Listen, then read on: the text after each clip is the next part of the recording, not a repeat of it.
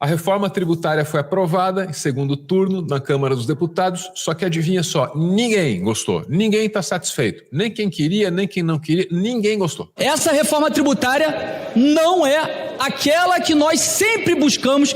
Nós temos que lidar com a relação de força que está no Congresso Nacional.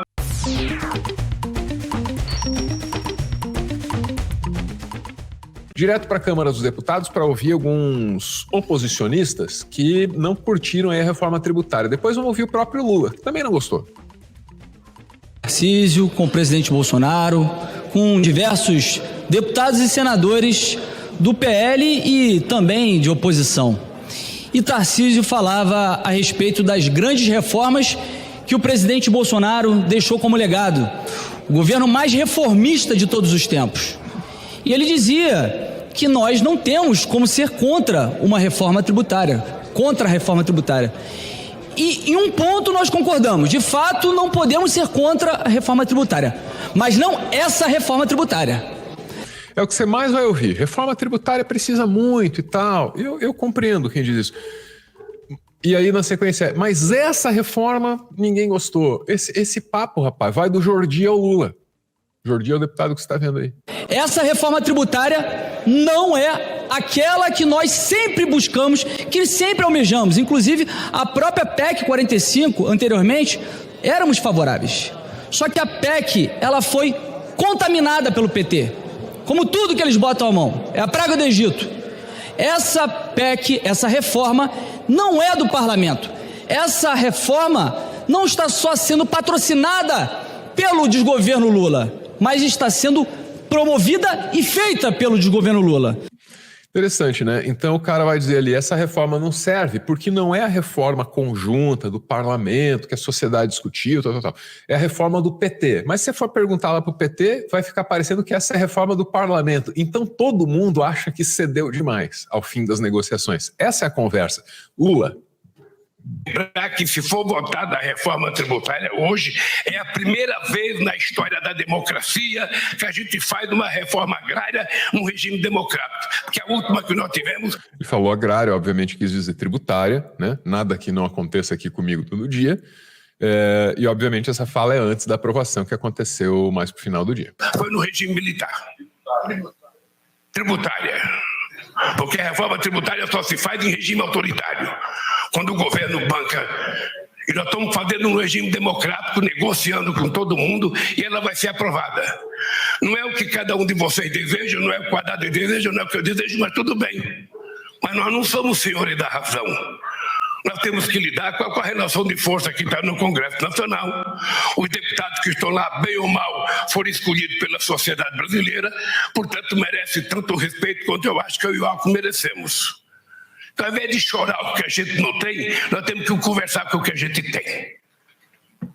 E isso vai acontecer nesses próximos 4 anos. Cada ministro que está aqui sabe, é preciso parar de reclamar. É preciso parar de lamentar e discutir como fazer e vamos fazer. Muito bem, tá aí o Lula, mais direita maluca agora, para ver que o descontentamento é muito parecido?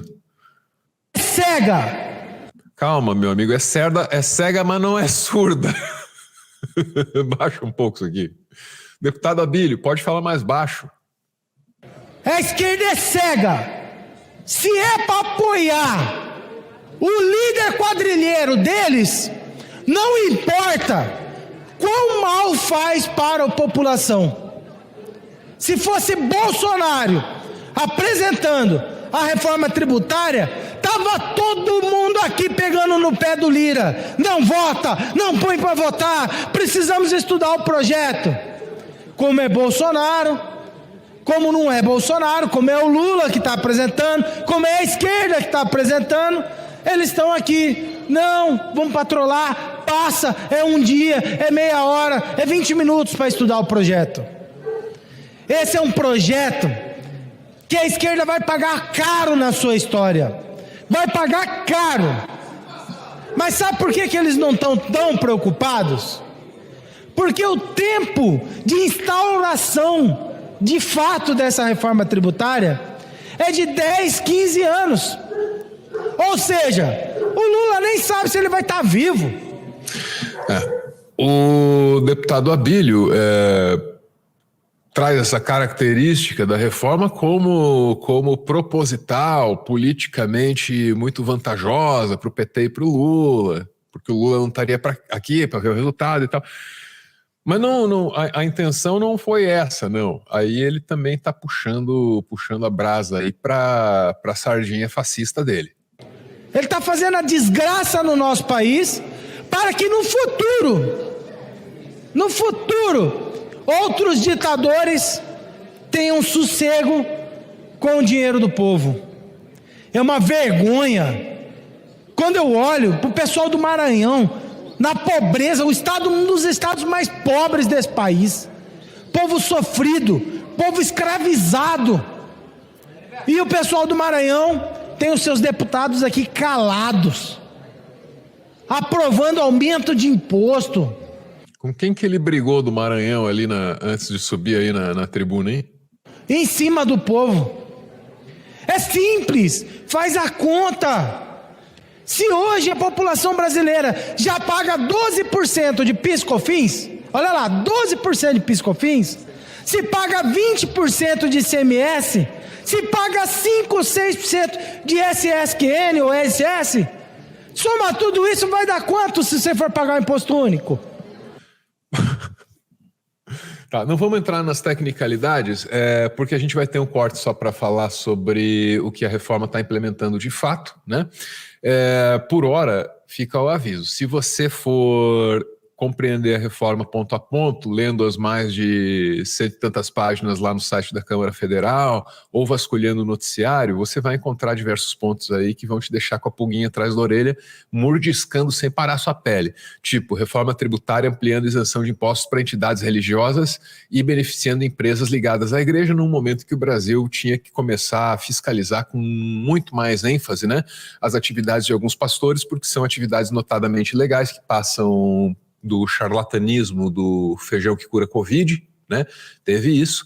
Há vários casos aí de corrupção, lavagem de dinheiro, coisa que, né, precisa de fato ser investigada, e aí vem o benefício tributário, somado a todas as problemáticas que a gente já conhece e tal. Então, aquele ali é um ponto bem difícil de comentar, e vai ter outros, em outro corte.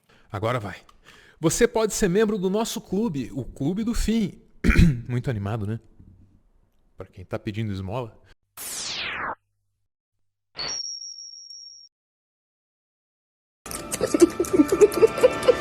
Você pode ser membro do nosso clube, o Clube do Fim. Fazendo isso, você manda áudios e vídeos que aparecem aqui nos nossos episódios. E mais do que isso, você ajuda a gente a continuar existindo. Porque se depender dos grandes anunciantes brasileiros, que a gente não para de denunciar, desculpa, não quero cair no alto elogio rampeiro, né? Mas assim, se a gente depender desses caras, a gente tá ferrado. A gente tá muito ferrado. Vocês nunca mais faz público para ninguém, acho que nunca fizeram. Mas se não fizeram, não faz nunca mais. A verdade mesmo é que a gente faz o protojornalismo mais odiado pelas agências de publicidade do Brasil. Eu vou responder o canal chamado Meteoro Brasil. E ainda tem as nossas posições políticas. Talvez a gente seja aberto demais a respeito delas? O canal Meteoro Brasil, que pra quem não conhece é um panfleto de esquerda. Já viu quantos vídeos do Meteoro Brasil tem falando do Bolsonaro? Pô, é uma função que a gente assumiu, cobrir a política, né? Mas obrigado pelo conselho. Não vou esquecer. O senhor acaba de entrar no meu livro de memórias. Como piada. Clica ali, de repente, né? Só pra avaliar. Se puder, né? Toma tua decisão aí de maneira racional e com cuidado. Mas assim, ó, com R$8 você já participa, já manda áudio aqui pra gente e dá uma força danada pra gente não precisar reduzir as atividades. Valeu!